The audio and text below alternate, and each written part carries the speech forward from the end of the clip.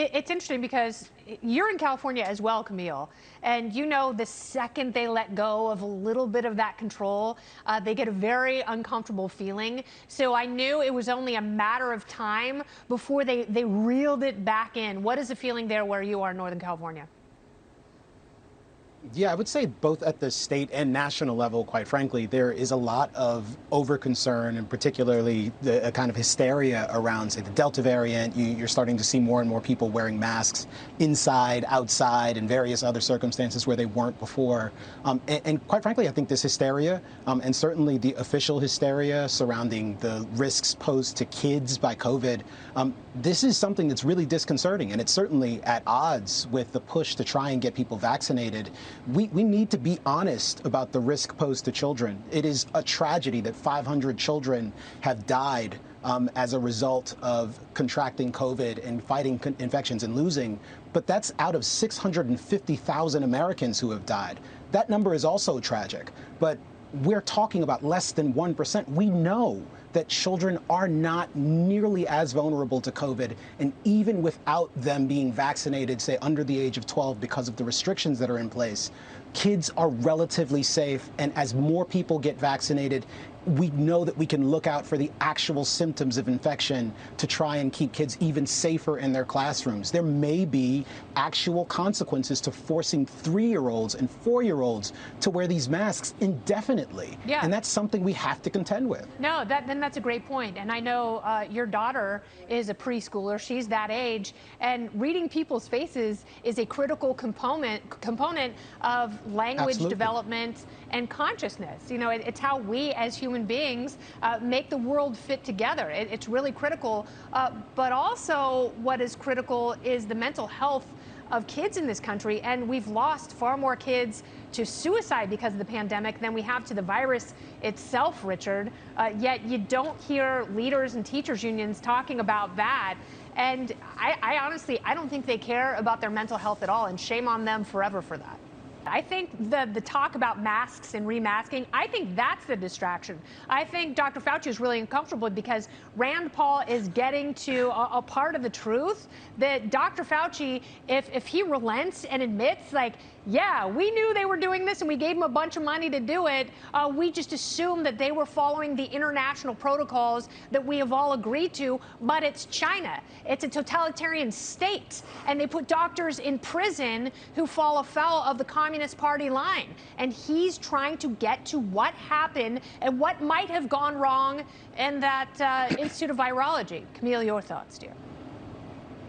Well, I think that there's an opportunity here to focus on the main thing. And quite frankly, I want to be able to give Rand Paul a high five on this, but I just can't. I mean, I think that this filing of charges is pure theater.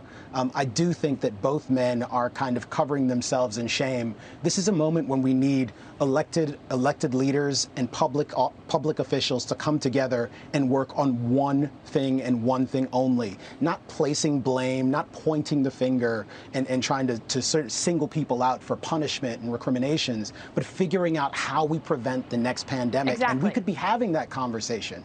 And I think it's bad when Dr. Fauci is sort of playing fast and loose with the facts here. Mm-hmm. I also think it's quite silly for Rand Paul to keep harping on this one thing. We know that it was a $600,000 grant spread out over 6 years. There is no universe in which that money is likely responsible for whether or not the pandemic happened. But there are a lot of great questions to ask about the Wuhan laboratory. And there are a lot of great questions that, quite frankly, we weren't able to get to because of Dr. Fauci. And to make sure it never happens again, because, you know, on some level, Dr. Fauci was running cover for the Chinese government. The Chinese government has said they will not allow the World Health Organization to come in and do another investigation, even though the critical thing, as Kmele points out here, is to make sure this doesn't happen again. The only way you do that is if you go into China, you look at all the records, you look at the autopsies, you look at the timing, and you figured out when this all happened and how it happened. China is not allowing that. You know what? Oh my God. You know what cost Kmele Foster a lot of money? Flying across country, because Kmele Foster never flies coach. How are you dealing with, Amen. with the belt tightening, Kmele? Well, listen, I mean, we have to acknowledge a couple of things here. One, there was a Gallup poll, I believe, about a month ago that looked at Americans' optimism in general about their own lives and how they're feeling post-pandemic. And those polling numbers were at all-time highs. Americans are optimistic. They believe in themselves. They're excited about life. They're combating depression. They're in a good place. What they fail to have optimism about is the prospects for this country. They do not have any confidence in our political leadership. Amen. Even the approval rating that Democrats are giving to Joe Biden at the moment, Democrats are not giving him high marks for the specific issues that you just mentioned. And I think that's going to be a real problem coming down the pike for Democrats when it comes time to face re-election. And we're talking midterms here, not necessarily Joe Biden's re-election, because we don't even know that he'll run again. And inflation is a real problem. This is a material concern for American families. People see the increasing price levels, and they also see the profligate spending that is coming out of Washington, D.C. Money does not grow on trees. They can print it, they can prestidigitate it, but the value of every single dollar is coming from somewhere, and it's coming out of our savings accounts. It is degrading the value of our paychecks. That is a material problem that the Biden administration, that Democrats who are in leadership, they control the government now. They're dictating the spending. They have to take responsibility for. Yeah, and that may be the biggest issue. And economics is always at the very top of the list. And if people can't buy basic things and it's really starting to hurt them, that's when they will make different choices. Why did he pick her, Kmele? I mean, she is no J. Danforth Quayle III. Well, I mean, this is a trick question because I know you know that the principal qualifications Kamala Harris had when she was selected for vice president are that she has a pulse and that her genitalia is shaped in a particular way and has a particular hue. Joe Biden said, I am going to select a woman of color as my vice president. That is her principal qualification. I mean, she wasn't selected by voters, Democratic primary voters. They made the appropriate choice and bypassed her when they could have selected her at the top of the ticket. And quite frankly, there was almost no one who was excited about the possibility of Officer Harris becoming the vice president of the United States. And quite frankly, again, Democrats have serious problems on their hands. They're not doing a great job of governing, and it could very well be the case that they have a deeply unpopular vice presidential candidate as their front runner for president of the United States in a couple of years. I don't think that's a great look for them.